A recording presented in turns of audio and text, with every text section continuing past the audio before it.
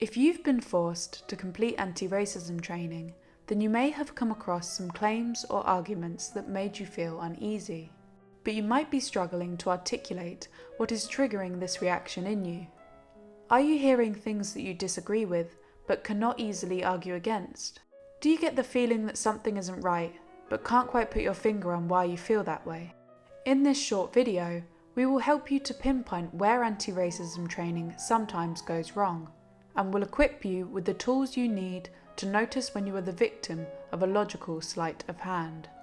Fallacies are flaws or mistakes in reasoning, and they are everywhere, in conversations, in the news, in essays, and in debates.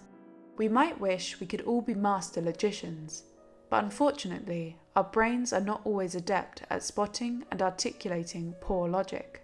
Because of this, fallacies are often used accidentally, but they can also be used strategically to trick people into accepting a conclusion they wouldn't ordinarily agree with.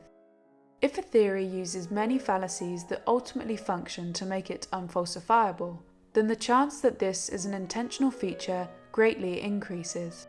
Critical theory is the theoretical foundation that underpins certain types of anti-racism training, and this ideology frequently uses logical traps to get its arguments across. For example, dominant frame is, was that racism? And usually there's a vigorous denial, right? A pros and a con, was that racism? From an anti-racist frame, the question is not was it, the question is how was it? It's always at play. It's in every situation, every dynamic. You can never really say regardless of race, or race had nothing to do with it. To learn more about the difference between critical and liberal social justice, watch our video on this topic.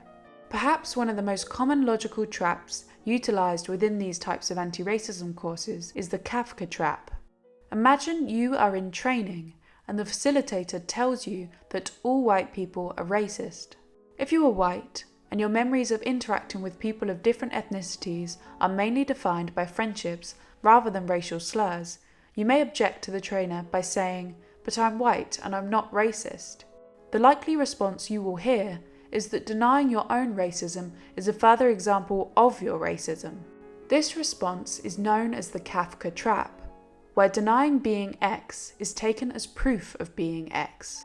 So why is this fallacious? Well, it's certainly plausible that someone who is racist might deny being racist, but it's equally plausible that someone who genuinely isn't racist would also deny being racist. Therefore, the fact that a person denies being X cannot tell you by itself anything about whether or not the person is X.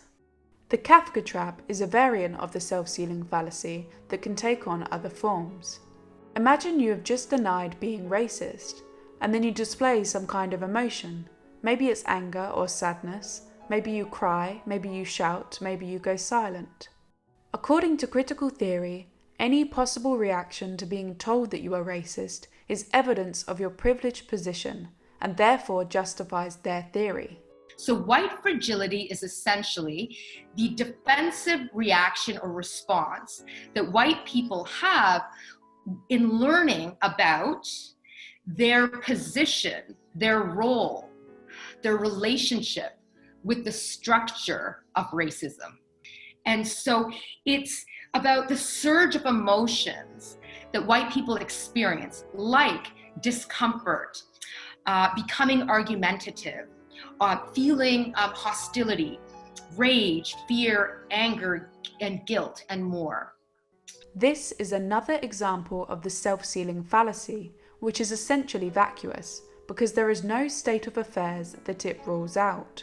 If someone tries to use your emotional reaction as evidence of their theory, but they also use any other conceivable reaction as evidence of their theory, then they are making a self-sealing argument. When presented with unfalsifiable claims, we may get flustered and be unsure how to respond, and this brings us to the crux of the issue. There is no response you can give other than highlighting their faulty reasoning. These fallacies serve one function: they make claims and arguments unfalsifiable. And every so often somebody, sometimes it was me, sometimes it was somebody else, asked about, okay, where's this white supremacy? Can we see it? Can we evaluate it? And this faculty member said that she said to ask students who are suffering from white supremacy to tell us about the instances of white supremacy is itself racism. So, why is it so important that theories and arguments be falsifiable? Karl Popper emphasized the importance of falsifiability to distinguish scientific inquiry from pseudoscience. This ensures that a theory conforms to reality, rather than molding reality to fit the theory. A good social theory ought to make use of this distinction, whilst a social theory that disregards the importance of falsifiability is likely attempting to insulate itself from criticism. So now you know how to spot vacuous tricks for what they are, you won't be misled into accepting conclusions you don't believe, such as the idea that all white people are inherently racist. It's just a fallacy.